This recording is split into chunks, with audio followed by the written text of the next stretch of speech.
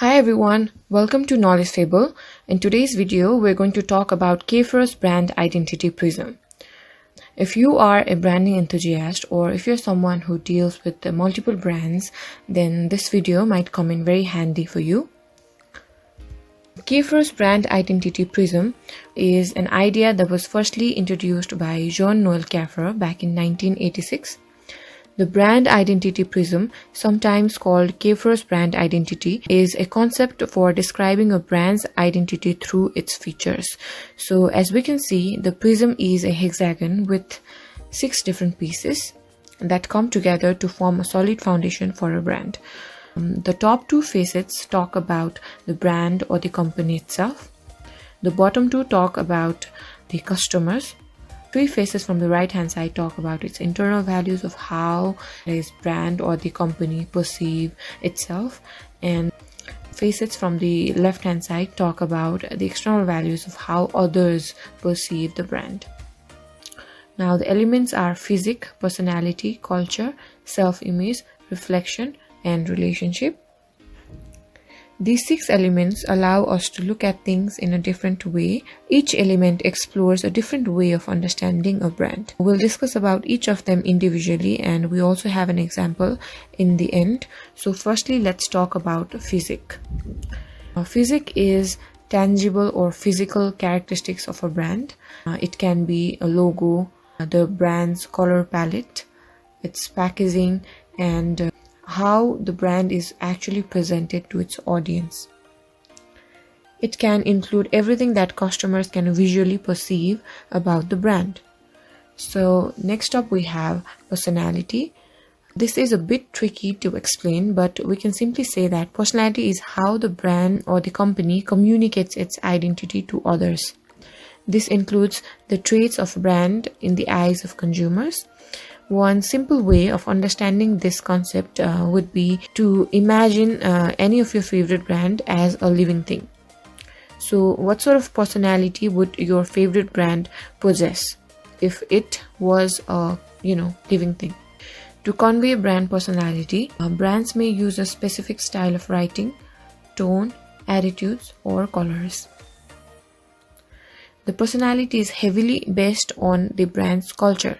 Now, culture is the internal values of a brand, the value system and the principles on which a brand bases its behavior. It can be something that has been important to the brand for a very long time. Now, let's move on to self-image. So, self-image is the way in which customers see themselves in a particular brand. By associating with certain brands, people see themselves differently. Brands can use this to their advantage as well. They can do so by incorporating it into their identities.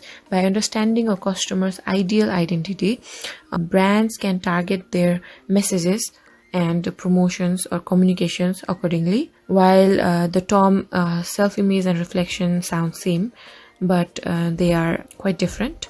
Reflection is how a brand portrays its target audience. So who are the target audience for the brand? It is a set of stereotypical beliefs or attributes of a brand's target market, which is often highlighted in their advertisements as well. A brand is likely to have several buyer personalities, but they will have a subset of their target market and that they use in their messaging. Now, the final element is relationship. It is the relationship between brand and its customers. So what customers hope they are getting from the brand beyond the actual product or service, and how brand connects with its audience and the type of relationship it wants to build is entirely upon that brand. Understanding these facets of the brand gives us a thorough idea of any brand, and if we are planning for that brand and we are to execute that plan, then getting an idea of these facets will help us make the plan more effective and functional. Now let's have a look at this example. Coca-Cola. It's a very well-known company, a brand that we are very familiar with. So if we look at Coca-Cola's physique, that is tangible physical characteristics, then we can see its iconic typeface logo, the color red, and its classical bottle shape. right? So this is the tangible physical characteristics of the brand Coca-Cola. Now if we see its personality, and that is traits of brand in the eyes of consumers, then we can feel that Coca-Cola, if it was a person, then it would communicate happiness and the moments of joy, and it would be probably an outgoing or jolly type of personality, right?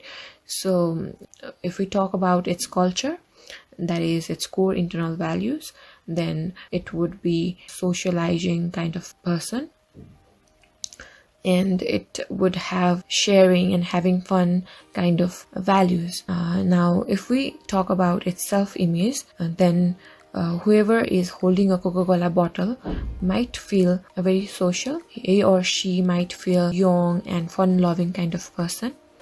If we see the reflection of Coca-Cola, that is how a brand depicts its target audience, we can also see in its advertisements there are mostly friendly, useful and interactive people in the Coca-Cola advertisements.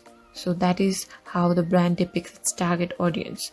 Now talking about the relationship, what kind of relationship does Coca-Cola have with its audience, right? So simply speaking, Coca-Cola is more than just a drink in a bottle.